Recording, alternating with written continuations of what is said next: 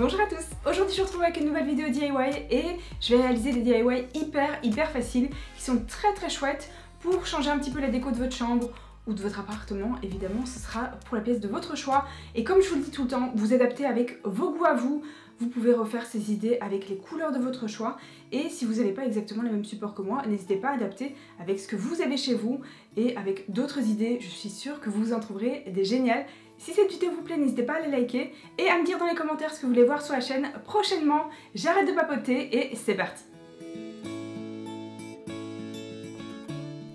Pour faire ce premier DIY, j'ai pris un châssis rectangulaire et ici c'est un ensemble de 3. Vous prendrez le châssis de la taille et de la forme de votre choix. J'ai pris aussi un assortiment de peinture. Ici c'est un grand assortiment avec du rose, du violet. Vous allez évidemment prendre les couleurs de votre choix et de vos envies, de vos goûts à vous. La seule chose c'est qu'il faut que ce soit des couleurs qui se mélangent bien entre elles. Il ne faut pas que ça fasse des résultats un petit peu bizarres. Donc ici vous voyez je suis dans le rose et le violet. Vous pouvez le faire avec du bleu, avec du vert, vraiment comme vous voulez. J'en applique un peu trop parce que là j'ai eu la main ultra lourde. C'est déjà un DIY où on gaspille un petit peu de peinture puisqu'on utilise plus de peinture que nécessaire. Alors là j'y suis allée vraiment pas de main morte, donc n'hésitez pas à en appliquer un peu moins que moi. Et une fois que vous avez pris toutes les couleurs de votre choix, il faudra poser le bout du châssis sur un sac en plastique qui ira ensuite à la poubelle et prendre un petit morceau de carton ou un grand comme moi, comme vous voulez, et faire soit un aller, soit des allers-retours. Ce sera en fonction de vos envies à vous et de vos goûts, parce qu'ici j'aurais pu m'arrêter ici maintenant. C'était très bien, c'est très joli comme ça. Et d'ailleurs, vraiment je le pense, j'aurais pu m'arrêter là, clairement. Mais moi j'ai continué et j'ai rajouté du clair. Voilà, je trouvais que ça manquait de clair. Évidemment, vous ferez avec vos envies à vous. Je vais pas le redire encore une fois, mais vraiment vous vous arrêterez quand vous le souhaitez. Moi j'ai fait pas mal d'allers-retours. J'ai bien rempli les espaces blancs parce que c'est ce que moi je voulais. C'est pas nécessaire de le faire si vous ne souhaitez pas le faire. Et ensuite j'en ai rajouté jusqu'à ce qu'il y en ait bien sur les bords. Une fois qu'il y en aura bien comme il faut, donc là ça peut durer longtemps selon vos envies, hein. Vraiment c'est très agréable à faire, je vous le recommande. Et en plus on a un résultat qui sera forcément à chaque fois unique, donc à refaire à l'infini, avec plein de couleurs. On fait juste attention que ça dégouline pas sur les bords, voilà je lisse. J'en applique pour que ce soit bien égal. Faites attention, c'est un DIY qui est assez salissant, donc faites attention à votre table et protégez bien votre table. Moi j'ai une table qui craint pas du tout la peinture, donc faites attention à ça et en plus vous en aurez plein les doigts, donc c'est assez salissant. Et une journée plus tard, voilà ce que ça donne. Ça met très longtemps à sécher forcément puisque c'est assez épais, mais le résultat je trouve est vraiment au top.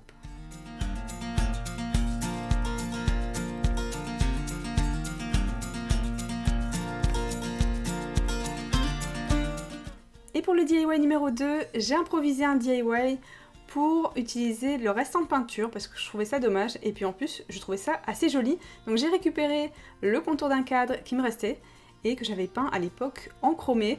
Vous pouvez l'utiliser brut évidemment ou de la couleur de votre choix. Je le pose dans la peinture qui est dans mon sac qui a fait finalement un très joli mélange. Je trouve que même celle-là elle est jolie. Donc du coup je la pose dedans. Et je fais ça pour les 4 côtés. Vous n'êtes pas obligé de faire mon idée évidemment, ou vous pouvez le faire avec des couleurs de votre choix, vous pouvez le faire juste uni, voilà. À refaire à l'infini, comme je vous le dis tout le temps. Et ici, c'est pareil que dans le DIY numéro 1, vous faites autant d'allers-retours que vous souhaitez. Donc là, vous faites comme vous avez envie, faites juste des lignes droites. On récupère bien la peinture qui est à l'intérieur pour pas que ça dégouline et que ça fasse pas joli quand ce sera sec. Donc voilà, je vais faire en sorte qu'il y en ait bien de tous les côtés. Et une fois que ça ressemble à ce que vous voulez, il n'y aura plus qu'à le laisser sécher une journée. Donc c'est pareil que le DIY numéro 1. Et je vous avais dit, c'est un DIY qui est assez salissant. Voilà ce que ça donne le lendemain. J'adore le résultat, vraiment, je suis hyper fan. Je trouve ça vraiment très joli. Et pour la suite, j'ai décidé d'utiliser des crochets de vis pour en ajouter 3 en fait sur la partie du haut. Faites attention que ce soit la partie qui va s'accrocher au mur ensuite. Et vous voyez le contour du cadre de l'autre côté, il est pas terrible, mais évidemment c'est invisible, donc on s'en fiche. Mais c'est normal, c'est un DIY comme je vous disais qui est assez salissant. Je tape d'abord avec mon marteau pour qu'il s'enfonce un peu, et ensuite je tourne, et je m'arrête quand le crochet est du bon côté, du côté donc de la couleur. Vous pouvez en rajouter autant que vous souhaitez. Ici j'en ai posé 3, ça dépendra évidemment de la taille de votre cadre. Et vous pouvez évidemment ne pas faire cette étape-ci et juste garder le contour du cadre, mettre une photo à l'intérieur. Donc là vous ferez en fonction de vos envies à vous. Moi je voulais en faire un porte-clés. En utilisant un cadre beaucoup plus grand, vous pourrez faire la même chose pour vos colliers. Donc évidemment vous adapterez avec vos goûts et vos envies. Voilà ce que ça donne, j'aime beaucoup le résultat, c'est très joli et en plus c'est utile.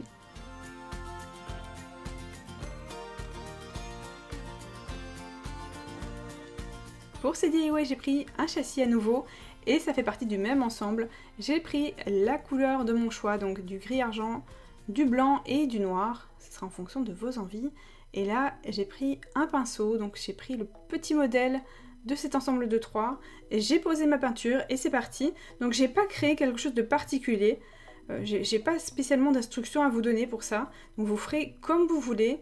J'avais très envie de faire un dégradé de blanc, de gris et de noir. C'était la seule chose que j'avais en tête réellement et j'avais très envie de contraster avec le DIY numéro 1 avec beaucoup de couleurs et celui-ci qui était vraiment sans vraiment de couleurs, qui était plutôt en noir et blanc. Donc voilà, je voulais vraiment jouer un contraste. Donc là vous ferez comme vous voulez. J'ai choisi de faire ce genre de forme, donc j'étends en fait la peinture, je rajoute du blanc et je vais voir au fur et à mesure ce que ça va donner. Donc j'ai pas changé de pinceau et j'ai utilisé donc le pinceau directement dans le blanc, donc ça va encore plus aider à dégrader. Donc j'ai pris un peu de place sur le châssis et je regarde au fur et à mesure ce que ça donne. Je vais rajouter un petit peu de blanc et puis ensuite je vais rajouter aussi du noir. Donc ça évidemment vous ferez avec vos envies à vous. Pour le noir j'ai pris un pinceau différent parce que je voulais pas qu'il y ait un mélange et puis surtout qu'on puisse pas revenir en arrière et que voilà ça fasse du gris tout de suite. Donc je voulais garder quand même l'intensité du noir. Donc je le pose comme ça. Vous ferez évidemment comme vous voulez. Il va y avoir un mélange avec le blanc. Donc je vais en rajouter au fur et à mesure au niveau du bord pour que ça reste vraiment très intense. Et là vous montez autant que vous voulez. Vous voyez que c'est totalement abstrait. J'ai pris ensuite l'autre pinceau que j'ai pas nettoyé. Et je viens dedans pour créer un gris qui est plus foncé. Et pour ajouter un petit peu d'intérêt, j'ai pris cette peinture-ci qui est très épaisse. Et surtout qui a un effet métallique que j'aime énormément. Vous m'avez déjà vu l'utiliser dans d'autres DIY et je trouve vraiment très intéressant. Donc là vous voyez, on peut voir que le noir et le gris, c'est un peu comme s'ils rentraient l'un dans l'autre. Enfin vous voyez, hein, de toute façon c'est abstrait, hein, donc ça représente rien de particulier. Et pour ajouter un petit peu d'intérêt encore, j'ai rajouté un petit peu de blanc.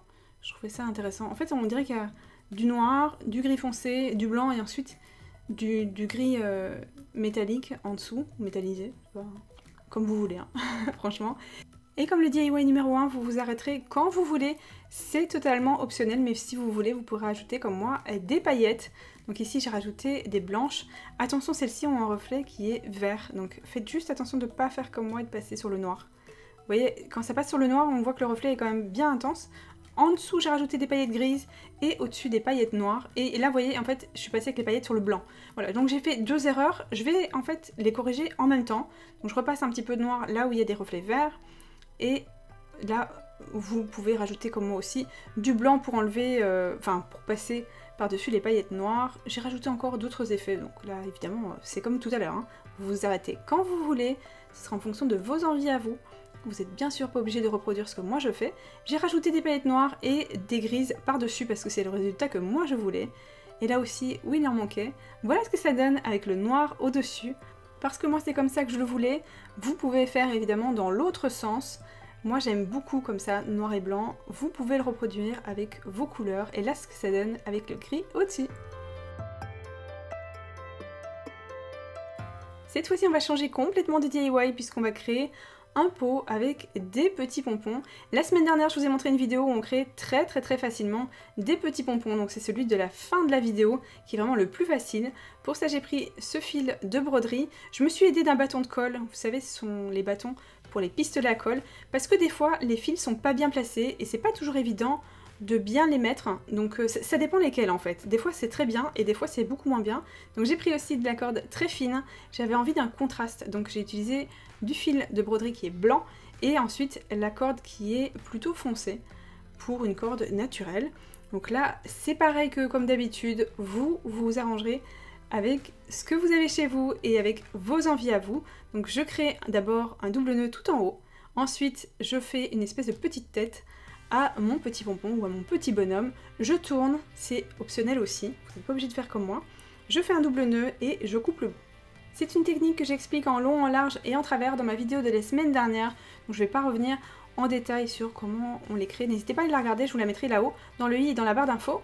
Je vais prendre des perles en bois. Donc celles-ci, par rapport à celles que je vais utiliser après, elles sont assez grandes finalement. Donc j'en pose une et ensuite une autre qui est plus petite. Comme d'habitude, c'est totalement optionnel, vous n'êtes pas obligé de faire cette étape-ci. Ou vous pouvez en placer d'autres avec d'autres formes. Vous faites comme vous voulez. Et là c'est parti, je vais en créer ensuite un deuxième et un troisième. Vous allez en créer évidemment autant que vous voulez. Voilà ce que ça donne une fois que j'en ai créé 3. Je vais prendre ensuite un pot qui vient de chez Ikea, qui est blanc cassé. Je sais qu'il paraît blanc à la caméra, mais c'est à cause de l'éclairage. Et ensuite, ici, il y a une petite rainure au milieu. C'est un pot qui est assez facile à trouver chez Ikea. Et je vais le mettre à l'envers parce que c'est beaucoup plus simple évidemment pour les attacher. Donc je les attache tous les 3 au même niveau.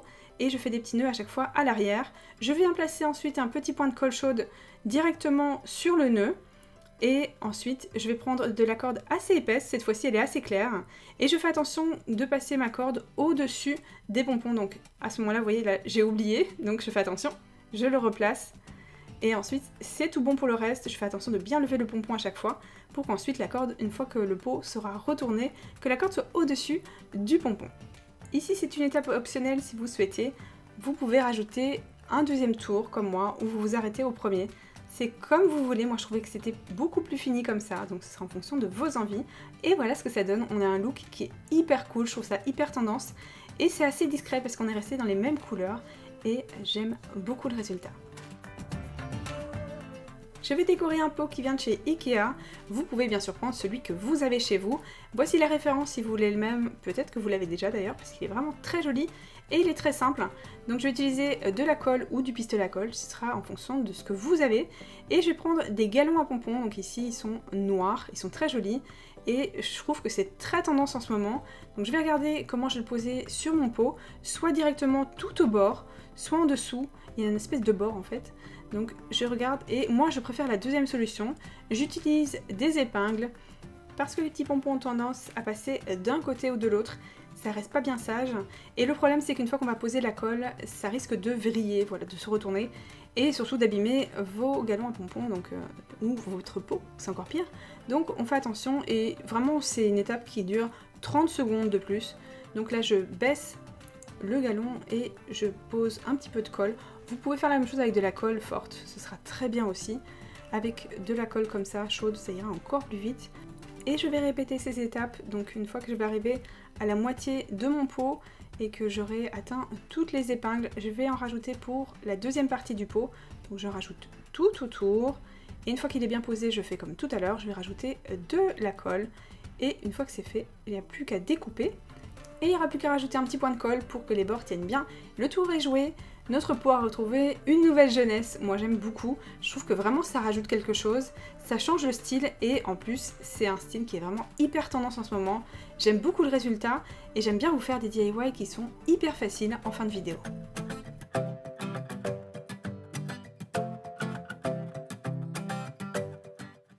Et voilà, cette vidéo est terminée, j'espère qu'elle vous a plu. Si c'est le cas, n'hésitez pas à la liker et à me dire dans les commentaires ce que vous voulez voir sur la chaîne prochainement. Je vous fais plein de gros bisous et je vous dis à très vite. Bye!